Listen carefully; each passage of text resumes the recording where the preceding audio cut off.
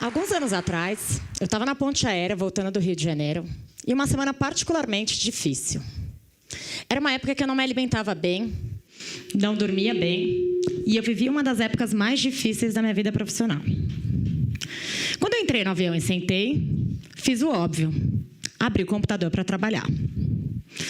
Logo a aeromoça veio me pedindo para fechar, dizendo que o voo estava lotado e que não era permitido, na verdade, dizendo que eu estava na saída de emergência e que não era permitido o uso de computadores. Eu tentei mudar de assento, obviamente, mas o voo estava lotado. E então, como de costume, eu já estava pronta para colocar o meu fone de ouvido, quando eu escutei a seguinte frase: por que você não aproveita esses 40 minutos para você? Eles não vão mudar nada na sua vida. Quando virei, um homem simpático sorriu e continuou dizendo: sabe que eu já mudei do Brasil faz um tempo, mas me assusta, cada vez que eu venho para cá, ver as pessoas trabalhando e vivendo nesse ritmo e ver que eu vivia exatamente assim. Eu fiquei envergonhada, tentei jogar o assunto para o esporte, maratona, bicicleta, mas logo ele me perguntou: e o computador, hein? O que tem nele de tão importante? Eu contei que trabalhava no LinkedIn e ele me perguntou se eu conhecia o Oswaldo, que era o nosso CEO na época. Eu disse, claro. De onde você conhece ele? Então ele me disse: eu vim desse mercado. Fui eu que trouxe o Google e o Facebook para o Brasil. Gente, eu fiquei desesperada. 1000 conexões passaram na minha cabeça, pessoas, frases, notícias. Eu sabia quem tinha trazido o Google e o Facebook para o Brasil. Esse cara era uma referência para mim. Mesmo super empolgada, naquele momento eu contive a minha surpresa, agi naturalmente e disse: ah, você é o Rohagen? E ele me disse: sou. O fato de eu não saber quem era ele me deixou mais à vontade para eu ser eu mesma. Pelo menos até aquele momento, né? A gente falou sobre diversos assuntos: startups, empreendedorismo, projetos sociais, Google, Facebook, Instagram. Podia dizer que eu tinha ido para a Europa. Mas já chegando em São Paulo, eu pensei: o que eu poderia perguntar para esse cara que, de alguma forma, poderia mudar a minha carreira? Então, criei coragem e disse: o que você olha antes de contratar alguém? Entendendo que ele deveria ter contratado um time muito bom para essas empresas estarem onde elas estão hoje. E ele me disse que eu olhava basicamente 5 coisas, mas que tinha uma que chamava muita atenção dele, que era entender quem era aquela pessoa fora do ambiente de trabalho. Ele me contou, então, um caso de quando ele contratou uma pessoa para o Google, para a área financeira, que era um palhaço fora do escritório, e disse que aquilo tinha chamado muita atenção dele. Eu aproveitei e contei que no LinkedIn, todos os meses, a gente tem uma reunião com todos os funcionários da empresa, em que os novatos têm que ir lá na frente se apresentar e contar algo que não está no perfil do LinkedIn deles, que era uma maneira parecida de descobrir essa habilidade. E já na fila do táxi, nos despedindo, então, ele me perguntou: e me dizem, o que é que não está no seu perfil do LinkedIn? Eu fiquei um pouco sem graça, não sabia muito o que falar, e acabei contando sobre um hobby novo que eu tinha na época, e disse que era DJ. O que eu não podia imaginar é que ele ia virar super empolgado e dizer: mentira, eu também sou DJ. E foi nesse dia, no caminho de volta para casa, que eu comecei a pensar sobre o profissional do futuro. Na verdade, mais ainda sobre eu, como uma profissional do futuro. Não é novidade para ninguém que a tecnologia está mudando o mundo e nos levando para um futuro ainda desconhecido. Nos próximos anos, a inteligência artificial vai excluir centenas de milhares de pessoas do mercado de trabalho. E esse é um problema em escala global que vai afetar a economia de todos os países. E se, por um lado, já existe um movimento para esse assunto, me assusta ver que a maioria das pessoas não fazem ideia sequer do tamanho dessa ruptura tecnológica que está para acontecer. E eu não estou falando de algo que vai acontecer daqui a 200 anos. É uma mudança que já começou e vai se intensificar demais nos próximos 10 ou 20 anos. A substituição de emprego por robôs e softwares tem sido tema de diversos estudos. E um deles, da Universidade de Oxford, aponta que aproximadamente 47% dos empregos tendem a desaparecer nos próximos 20 anos. E aqui eu não estou falando só de motoristas, operadores de telemarketing e corretores. Professores, médicos e advogados também estão nessa lista. Atualmente, um site chamado WebMD, que é uma coleção de sites de saúde em que as pessoas podem fazer consultas online, recebe mais visitas do que todos os médicos dos Estados Unidos. Já no mundo das disputas judiciais, todos os anos, mais de 60 milhões de desacordos entre comerciantes do eBay são resolvidos através de resolução de disputas online, ou seja, robôs, ao invés de advogados e juízes. E se a gente pensa que só nós, profissionais, vamos ser transformados em robôs, o Vaticano concedeu a primeira licença digital a um aplicativo chamado Confissão, que vai ajudar as pessoas a se prepararem para se confessar. E eu fico imaginando como será que vai ser se confessar para um robô padre. Pois é. Se de um lado a gente tem esses milhões de empregos desaparecendo, é claro que diante dessa nova economia, muitos novos empregos vão surgir. Mas existe um ponto importante aqui. Se a gente olhar para a trajetória da Revolução Industrial, quando os humanos foram substituídos pelas máquinas, isso geralmente aconteceu em trabalhos de baixa qualificação. Quando a gente não precisava mais dos trabalhadores agrícolas, que representavam 80% do mercado de trabalho na época, eles passaram a ocupar as vagas nas indústrias que estavam surgindo. Ou seja, eles deixaram de arar a terra e passaram a apertar parafusos nas linhas de montagem. Quando esses empregos das linhas de montagem começaram a ser automatizados também, eles passaram da linha de montagem para serviços de baixa qualificação, que é onde essas pessoas estão hoje. Ou seja, até aqui a gente sempre deu um jeito, né?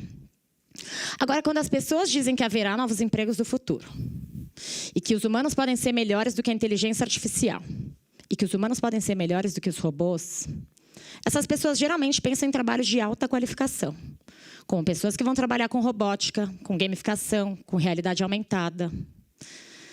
Eu não vejo como um motorista de caminhão desempregado, aos 50 anos, que perdeu seu emprego para veículos autônomos, nem como um caixa de supermercado que não teve oportunidade de estudo, vai se reinventar diante desses empregos do futuro, que vão exigir uma alta qualificação. E isso faz com que o mundo caminhe para uma desigualdade jamais vista antes, uma vez que os mais afetados serão essas pessoas, de baixa qualificação e de baixa renda. E aí, o que a gente faz com tanta gente que vai ficar sem emprego?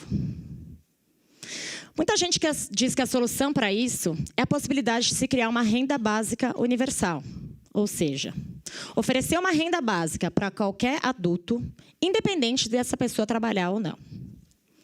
Eu confesso que eu fiquei um pouco chocada a primeira vez que eu ouvi falar nesse assunto, mas ele vem ganhando cada vez mais novos adeptos, inclusive grandes nomes do Vale do Silício, como Mark Zuckerberg e Elon Musk. Essa iniciativa é vista como uma forma de compensar o desemprego gerado pela automação. Só que aqui não está claro o que é universal, nem o que é básico. Quando a gente fala renda básica universal, a gente pensa, na verdade, em um problema de forma nacional para um problema que é global. E eu vou dar um exemplo aqui para a gente entender melhor isso. Imaginem vocês que a inteligência artificial e as impressoras 3D vão excluir milhões de trabalhadores escravos em Bangladesh. Quem vai pagar a renda básica deles? Será que os Estados Unidos e Europa vão recolher imposto do Google, da Amazon, da Apple e vão usar esse dinheiro para pagar a renda básica dos bengaleses? Eu não sei o que vocês acham disso, mas eu particularmente não acho que isso vai acontecer. E aqui também não está claro o que é básico quando a gente fala em renda básica universal. O que é básico para vocês?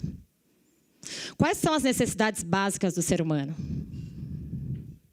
Algumas pessoas vão dizer que alimento e abrigo são suficientes.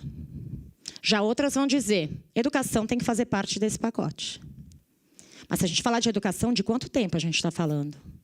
6 anos? 12 anos? PhD? Quando as pessoas perdem a sua empregabilidade, a única coisa que vai lhes restar é a renda básica universal. Então, o que compõe essa cesta é uma questão ética muito delicada. A gente está falando do provável surgimento de uma enorme classe de pessoas ociosas. E aí eu fico pensando, será que essas pessoas que reclamam tanto do trabalho vão ficar felizes com essa possibilidade? Ou será que doenças como estresse, depressão, obesidade, e até suicídio vão se agravar ainda mais diante dessa falta do que fazer. Então, como a gente se prepara para esse mundo que a gente nem sabe ainda bem qual vai ser? Afinal, quais são os empregos do futuro? Detetive de dados? Psicólogo de robôs? A verdade é que eu não tenho essa resposta. Não sei dizer quais são os empregos do futuro e eu acho que talvez ninguém ainda tenha essa resposta. Do mesmo jeito que 10, 12 anos atrás, a gente não sabia que iam existir youtubers, motoristas de Uber, desenvolvedores de aplicativo, jogadores de League of Legends.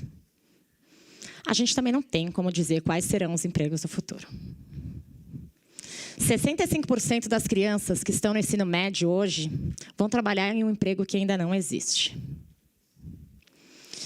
Mas então, como que essas escolas e essas universidades se preparam diante de um futuro tão incerto? Eu já estive algumas vezes no Vale do Silício visitando as universidades mais inovadoras de lá. Eu visitei universidades sem campus, universidades sem professores, colégios para crianças superdotadas que aprendem através de projetos, com impressoras 3D, corte a laser. Eu fui em uma universidade do Google com a NASA, que fica dentro da NASA. Eu vi muita coisa muito legal e muito interessante. Mas uma das que mais me chamou a atenção foi uma escola chamada Minerva School, em que, além de várias coisas super legais que eles têm um foco muito grande em desenvolver as habilidades comportamentais de seus alunos. Foi lá uma das primeiras vezes na vida que eu ouvi dizer que as habilidades do futuro não serão as habilidades técnicas, e sim as habilidades comportamentais. Uma vez que, com a inteligência artificial, os robôs poderiam aprender quase qualquer habilidade técnica que a gente tem hoje, mas, ao menos não tão cedo, poderiam desenvolver as suas habilidades comportamentais. O World Economic Forum reforçou esse insight quando listou e apresentou ali quais serão as 10 habilidades mais importantes para o profissional do futuro.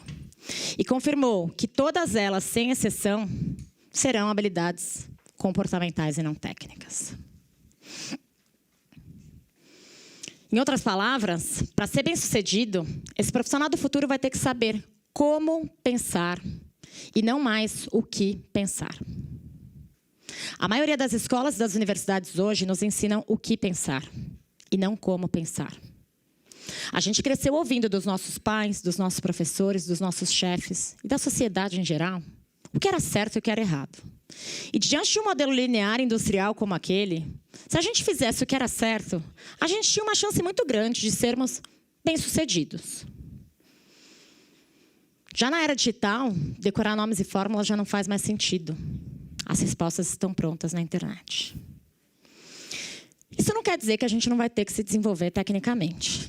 A gente vai, sim, ter que desenvolver essas habilidades.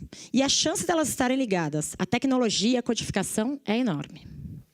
Porém, a velocidade da mudança das coisas vai ser tão grande que essas habilidades técnicas vão ter um prazo de validade muito curto. Em outras palavras, esse profissional do futuro, então, vai ter que ser um long life learner. Ou seja, ele vai ter que aprender para sempre. Aquela história de que a gente vai estudar até os 20 e poucos anos, e aí a gente vai entrar no mercado de trabalho, e aí a gente vai fazer algumas pequenas pausas para uma MBA ou para uma pós-graduação, não vão mais fazer nenhum sentido diante dessa nova economia.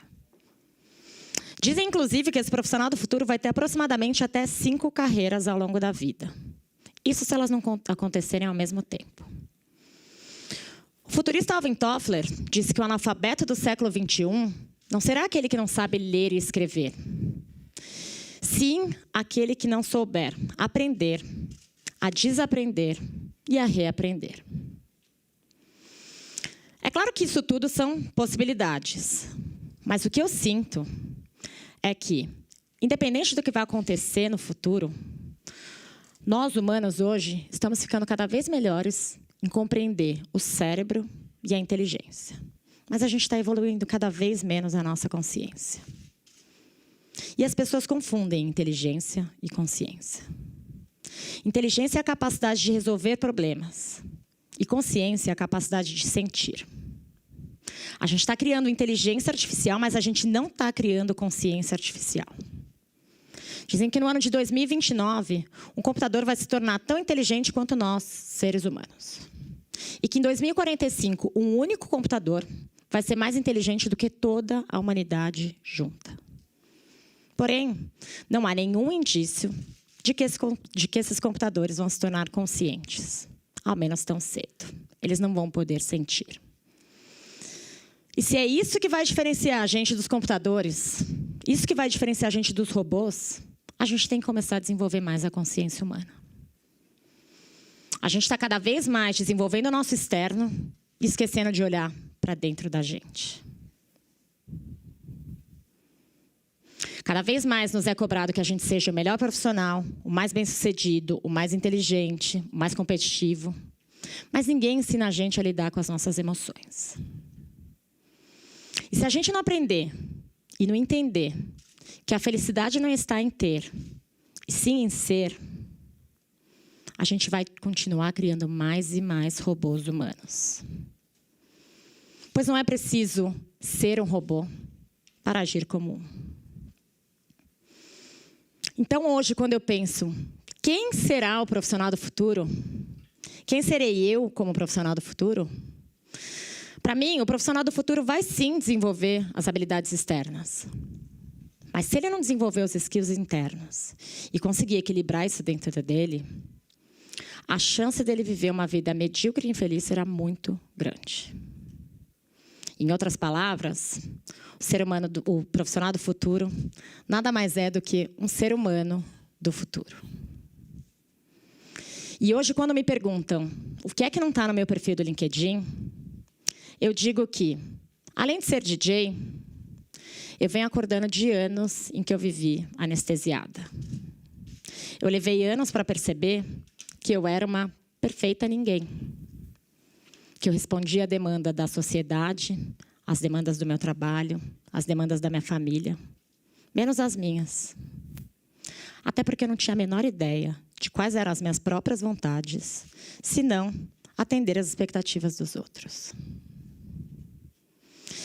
E hoje, quando me perguntam o que é que me fez acordar de tudo isso, foi o amor. O amor em perceber, descobrir e aceitar a beleza das minhas próprias imperfeições. E vocês? O que é que não está no seu perfil do LinkedIn? Obrigada.